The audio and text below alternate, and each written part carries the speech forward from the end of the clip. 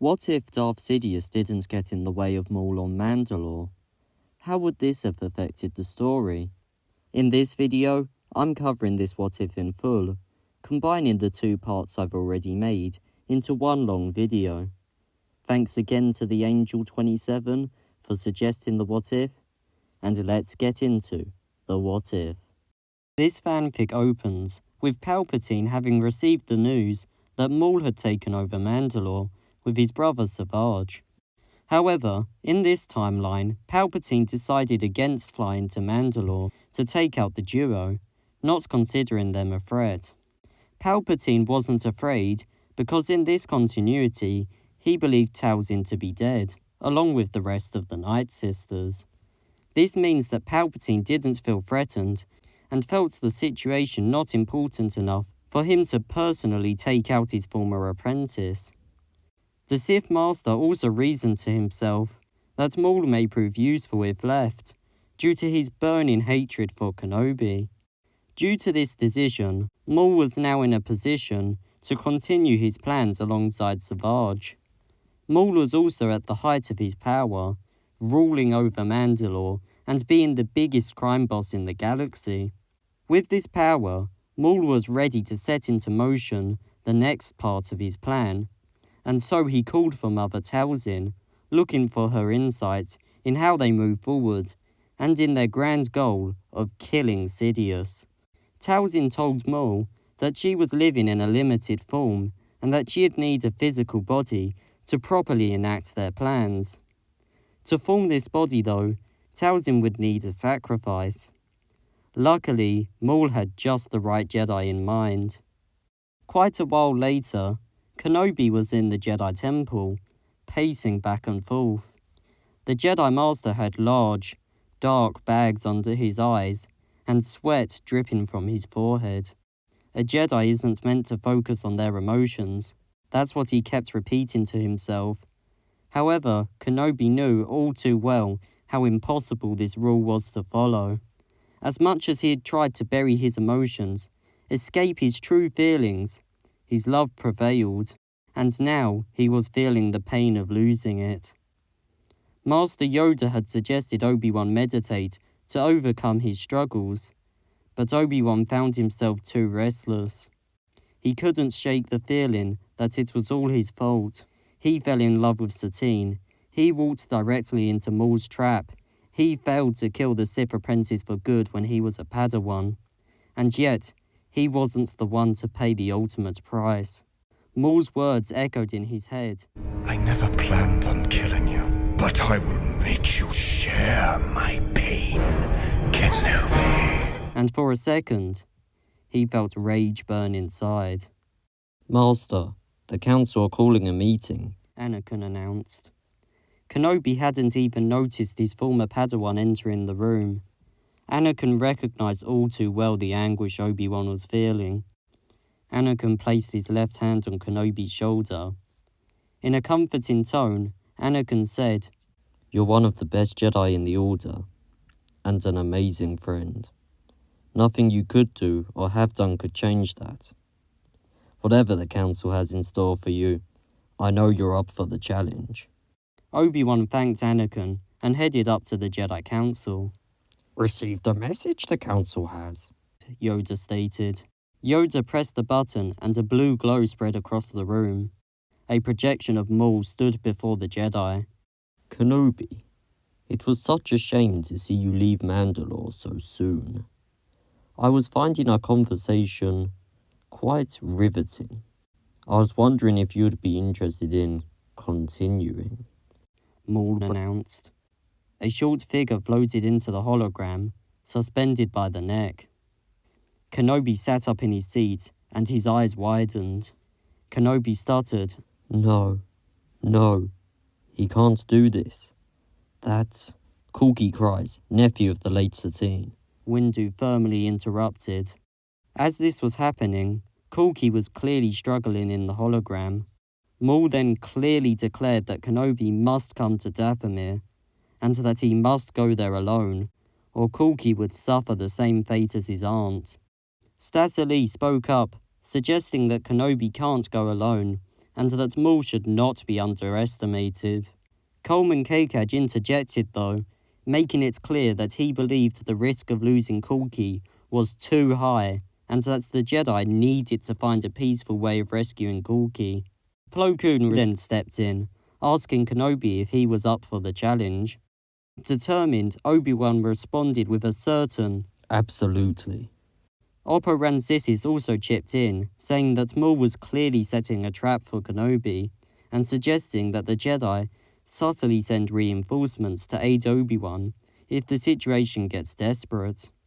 However, Yoda interrupted to give the unfortunate news that while the council had been arriving to the meeting, he had spoken to Palpatine, who'd explicitly stated that with the Clone Wars going on, the Jedi would have to use very limited resources to fight Maul. Kenobi would have to go alone after all. As Obi-Wan flew off of Coruscant, Anakin watched, curious to where his master had been sent so urgently. "He's been acting differently lately, hasn't he?" Plo Koon asked. Anakin looked at Koon surprised. He then questioned where Kenobi had been sent, and Plo Koon responded that he was heading to Dathomir. Koon quickly reassured Anakin, though, that Kenobi was strong enough to handle himself and that he'd been in similar situations. Over in the Outer Rim, Kenobi was approaching the Night Sister lair, staring down at scorched trees and fallen battle droids. However, he was soon distracted by something quite familiar, a certain sinking feeling and cold shiver. He was in the right place. Following this feeling, Obi-Wan wandered through the empty buildings around him. As he walked into one of the larger rooms, he saw some sort of tombstone or shrine, and behind it, Maul and Savage. Kulki was also there, tied up and helpless. "I'm here as you requested. Now release the boy," Kenobi demanded. "Come and get him," Maul responded. Obi-Wan paced towards the two Zabrak Sith in front of him, eyes widened, now fully aware. Each step he took, he felt Maul and Savage's gaze digging deeper and deeper. He then stood before Kulki, cautiously leaning down to cut him free. Kenobi was then filled with a darkness like no other, crawling all over his body. His body glowed bright green. "Mother draws your life force, Kenobi. Feel the energy drain from your body," Maul bragged. "No!" Kenobi responded, straining to get the word out. The smoky green glow emitting from his body began to fade. The room was flooded with a crimson glow. In one stroke, Kenobi cut Kulki free and barely stopped two blades from cutting him apart. Obi-Wan backflipped away from the shrine. Maul and Savage leaped at Kenobi, not even stopping Kulki from running. Obi-Wan was soon bombarded with lightsaber strikes, moving at impressive speeds to defend from them. The pair of Zabrak leaned over Kenobi, enjoying his struggle. Obi-Wan was completely focused, avoiding the Sith's advances and holding his own surprisingly well. The three combatants danced around the room, exchanging strike after strike, each of them waiting for someone to make a mistake. Savage swung at Kenobi, and Kenobi skillfully deflected this strike, pushing him back. However, this had left Kenobi open to attack from Maul, who thrusted his blade towards Obi-Wan's stomach. Obi-Wan barely leaned out of the way in time, causing Maul to stumble slightly. Savage rushed to protect his brother, but was caught off guard by Kenobi's speed. The Zabrak fell to the ground. A huge slash mark covered his chest, and green smoke oozed out of his wound as Maul looked on in anger. Heading into the fight, Kenobi hadn't planned to strike a killing blow, but deep down he had thought, maybe, just maybe it'd make him feel better. Kenobi knew revenge wasn't the Jedi way, but neither were attachments. However, as he stared down at Savage's dying body, Kenobi only felt shame. What was he becoming? While Obi-Wan was partially distracted, Maul launched Savage's body over to the shrine in the center of the room. Possessed by Talzin, Savage's dying breaths would bring about something far greater than him. Meanwhile, Kenobi aggressively launched himself towards Maul, now prepared to remove his nemesis permanently. All of his shame was displaced onto Maul, the one who'd started all of this. As the pair fought, Talzin started to materialize in front of her shrine. Obi-Wan swung at Maul's head, but before Maul could even react, the Sith was pushed across the room.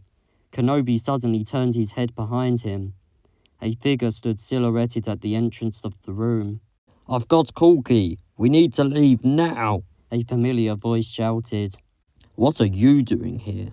Kenobi asked. "Saving your skin for the 9th time." Anakin responded. Obi-Wan fled with Anakin as Maul chased them down, and the pair barely escaped the planet in time. On the journey back to Coruscant, Kenobi thanked Anakin, questioning how Anakin knew he'd need help. Anakin responded, telling Kenobi that he recognized the pain he was feeling, and that he couldn't let his friend suffer through that alone. Obi-Wan knew this topic was very personal for Anakin, and so he didn't push it any further. Meanwhile, Maul ran to Talzin, furious. How could Kenobi have survived? How did he combat the effects of the magics? Unlike Maul, Talzin was very calm, reassuring her son that the day hadn't been a complete failure. After all, she was now in full form, no longer stuck as a limited spirit. The pieces were finally falling into place, and with Maul and Talzin together, not even Palpatine was safe. And this marks the end of part 1, so now let's move on to part 2. So, this fanfiction picks up months after part 1, with Maul and Talzin still at large. The pair had been waiting and preparing for the perfect moment to strike, and now an opportunity was about to present itself. Meanwhile, over Coruscant, Anakin and Kenobi were attempting a daring rescue of the Chancellor, who had been kidnapped by the Separatists. In this rescue, Anakin and Dooku had fought, and Anakin had decapitated the Separatist leader. Darth Sidious had just lost his right-hand man. News soon reached Maul and Talzin, and knowing the end of the war was imminent, the pair flew to Coruscant so that they'd be able to catch Palpatine off guard. To avoid detection, Talzin cloaked their ship, while Maul flew down to the lower levels of Coruscant.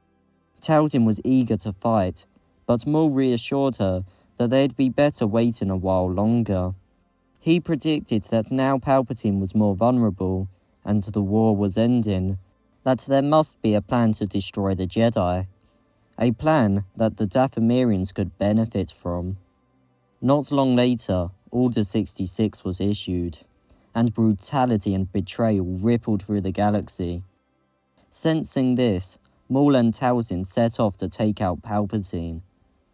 On the way there, they effortlessly dispatched many clones, now understanding the scope of Sidious's plan. The pair marched into the Sith Lord's office, and he turned to greet them. "I knew you'd show up sooner or later," Palpatine remarked. "You shouldn't have made so many enemies," Talzin replied.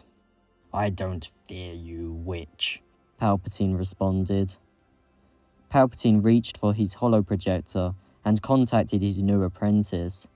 "Darth Vader, there's been an unforeseen development. Return to my office," Palpatine said.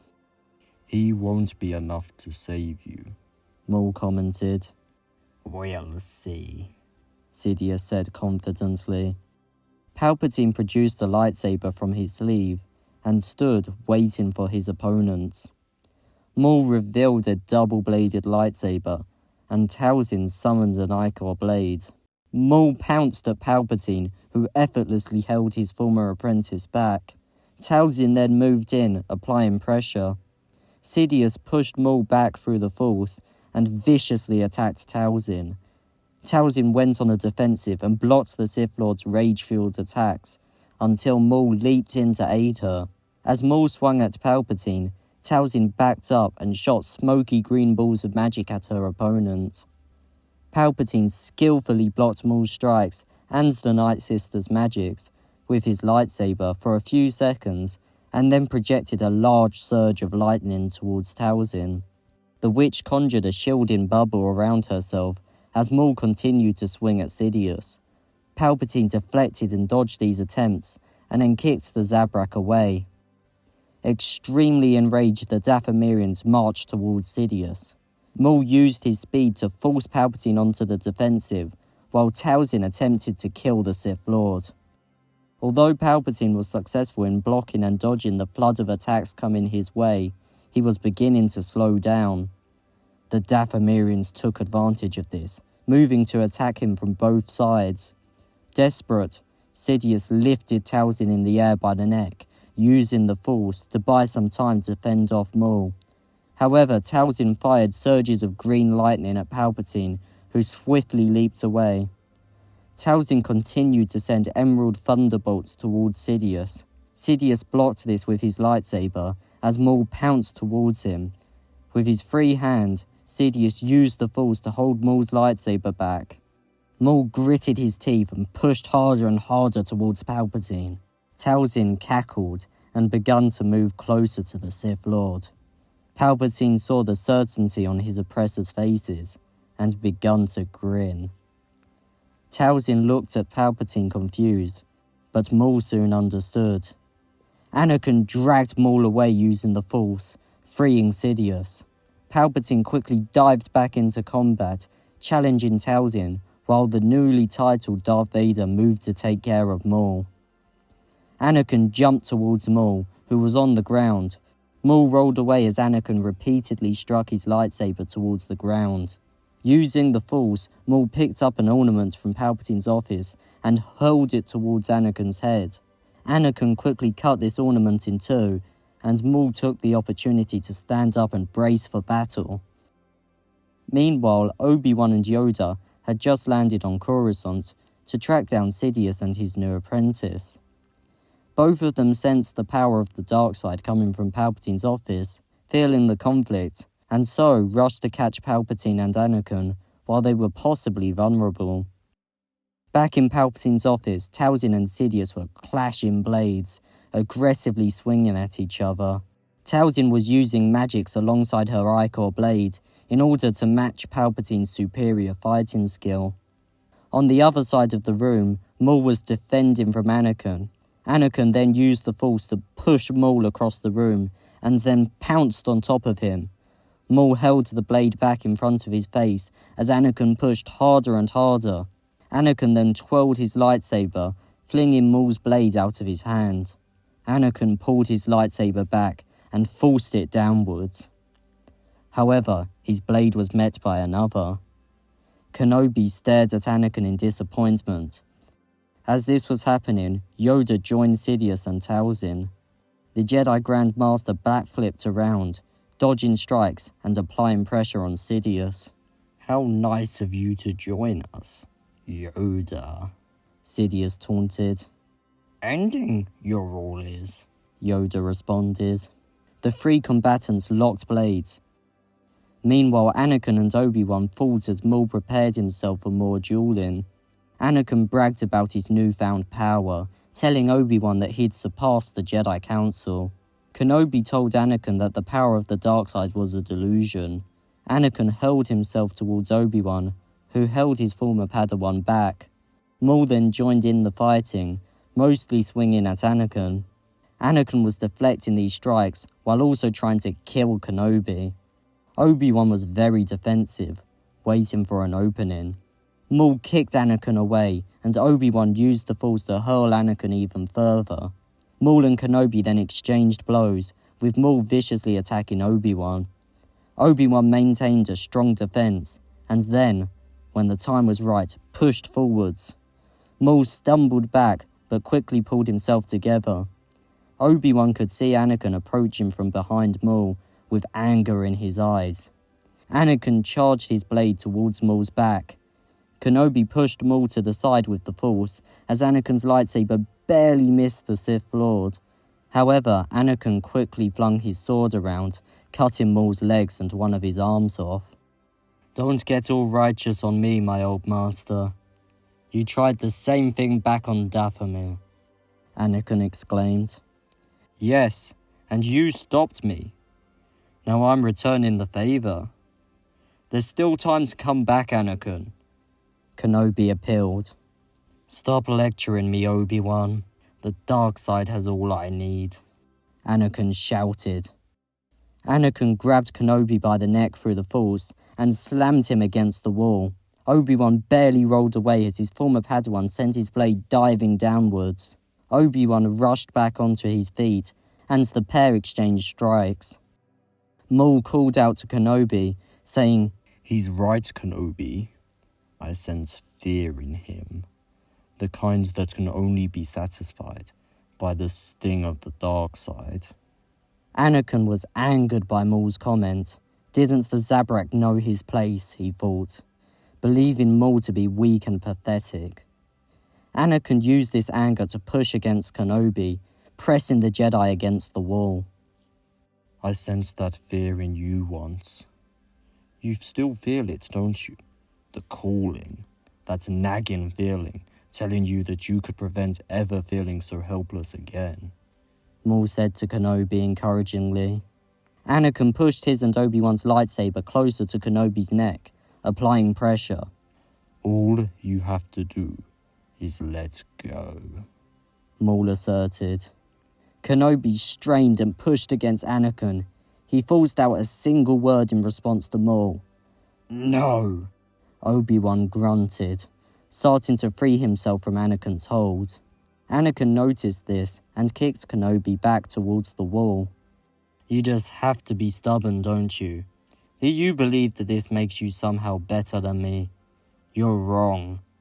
You don't know what it's like, going days without sleeping, dreading the end of every single day, being haunted by the future, knowing that when you close your eyes, pain is awaiting you. Countless nights I've seen Padme die. Anakin cried. And this was your solution? Kenobi stated judgmentally. This was the only solution. I thought you more than anyone would understand that. After what happened to Satine, Anakin remarked. Kenobi felt a cold shadow crawl across his body, enter his veins, consuming him. He reached deep inside of himself and screamed, At least you got a warning, simultaneously hurling Anakin across the room. Shocked, Anakin picked himself up and launched himself back towards his former master. Mid-jump, Kenobi grabbed him by the throat using the Force, leaving Anakin hovering by the neck. Maul smirked and reached his only hand out towards Obi-Wan.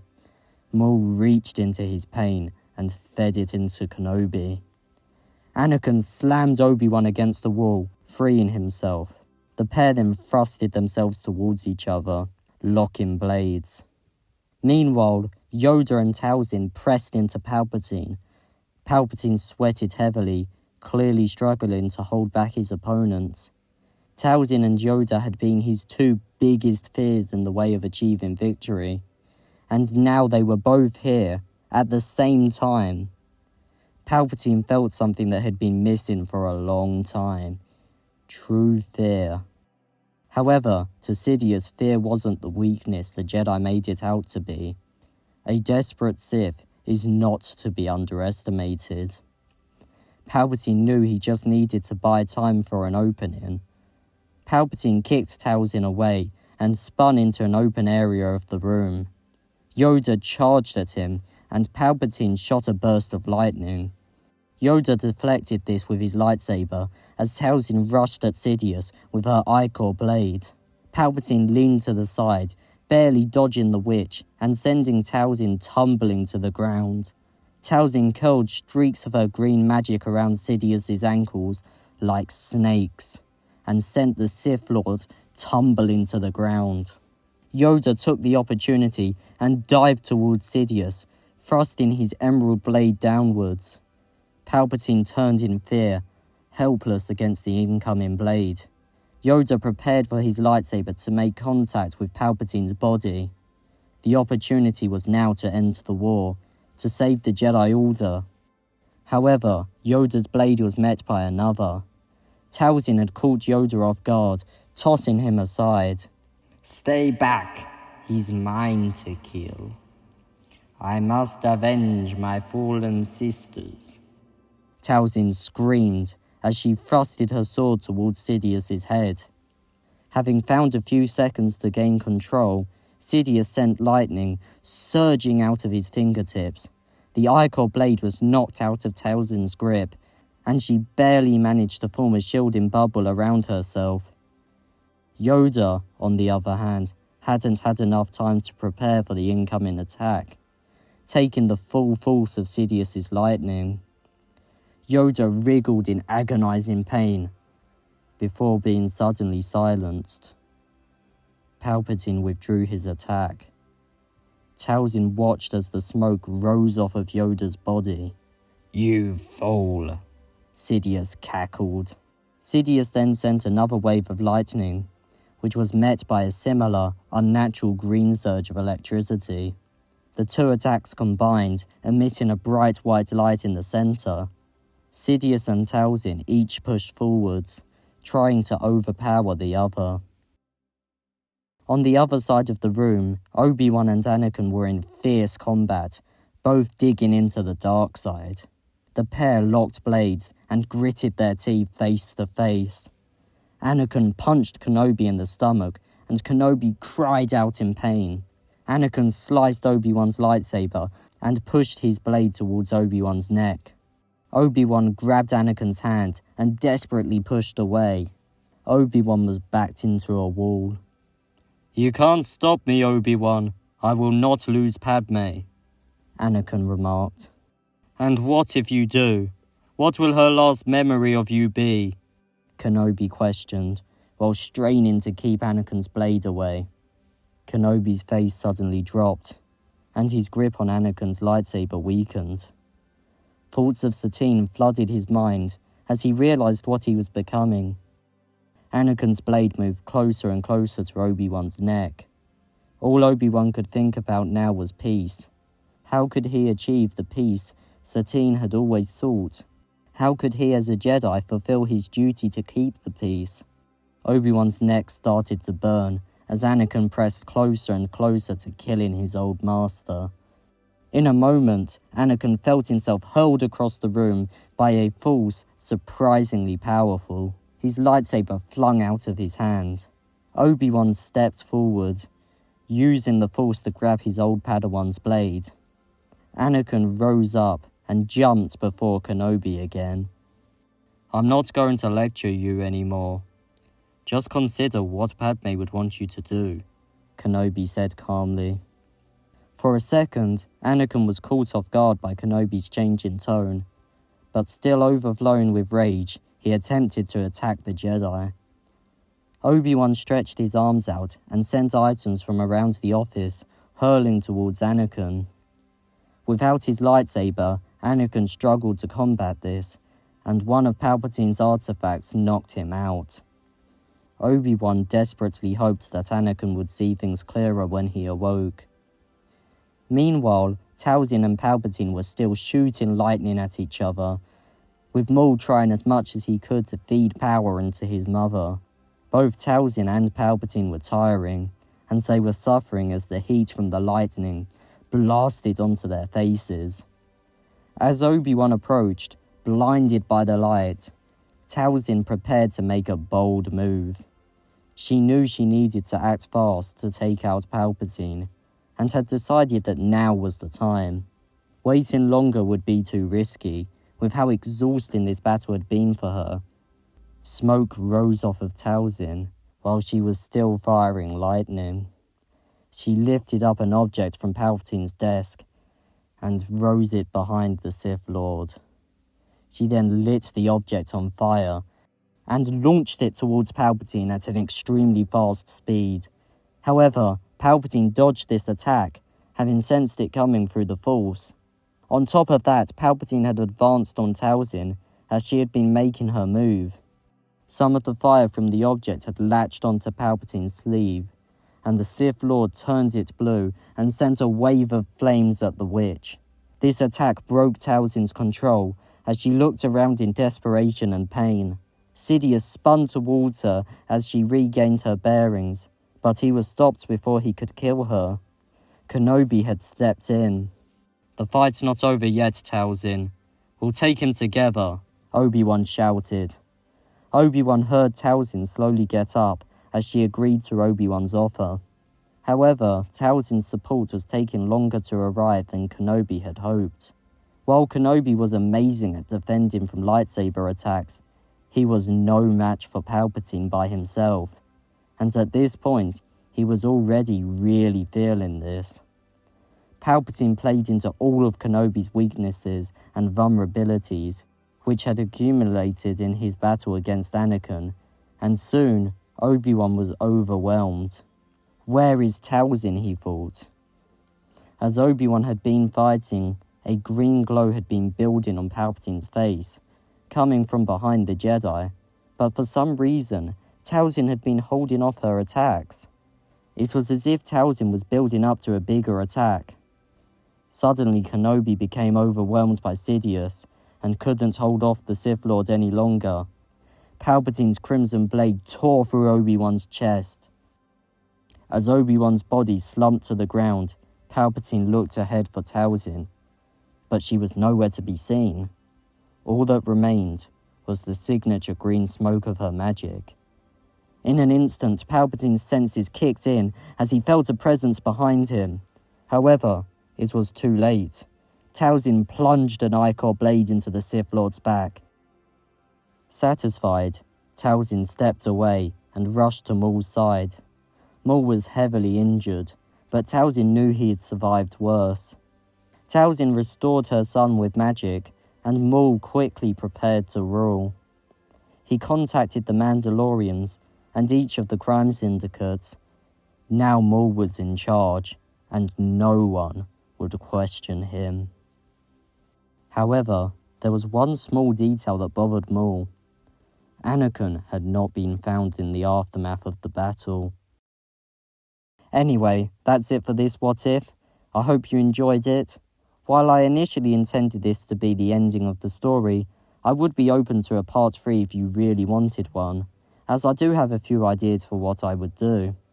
Anyway, thank you so much for watching. Let us know what you thought of the What If in the comments, and we hope to see you later at Volt Holocron.